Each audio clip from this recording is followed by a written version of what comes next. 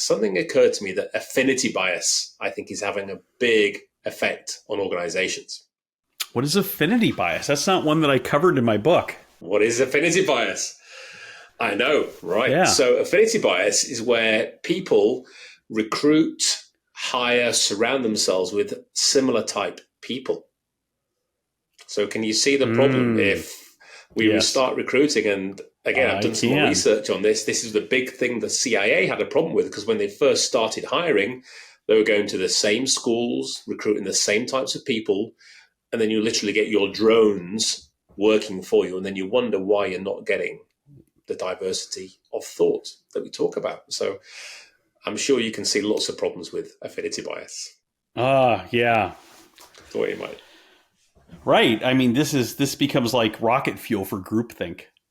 I mean, if everybody in the room is already approaching the problem from the same way naturally, if everybody in the room is already looking at things through a similar lens, then that's like you're just jump starting groupthink right there, because people are already thinking alike. And, you mentioned something that's really important, which is that we talk a lot about is diversity of thought and how important it is. And that's why when we work with clients, we were just talking with folks yesterday about this. When we work with clients, whenever possible, we try to help them set up really diverse teams to do a red teaming analysis of a strategy or a plan, and diverse, not just in terms of race and gender, which we also do, but also age, also experience, also geography, also part of the company, also career path, also education background.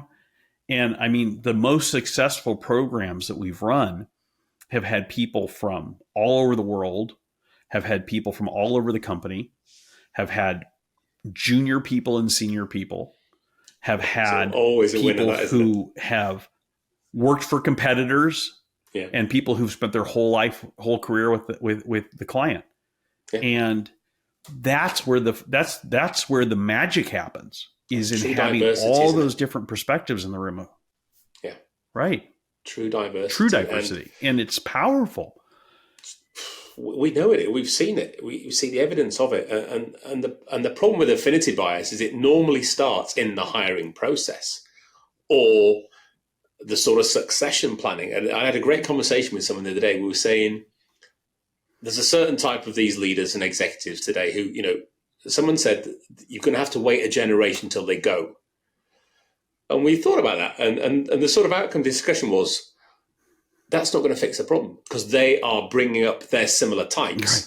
So the A type will bring out, so they are grooming, for a better word, the person behind them to bring them into their position. So that individual who's young today, becoming more mature downrange, is being mentored by that individual. So they're likely just to become a mini-me into that slot if you don't almost cut it off somewhere and re-educate them and bring them across to a different perspective, because like breeds like.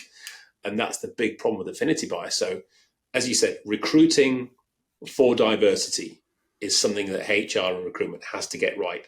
And you nailed it. That list of things that you said is diversity. It's not just one or two tick box things that we go for that are the high visuals.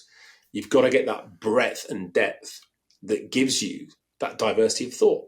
And we know that when you create a team like that, wow, the power and the decisions and the insight and the ideas that such a group not only creates from each individual, but what they spur each other on to come up with. Those unknown knowns don't stand a chance, do they?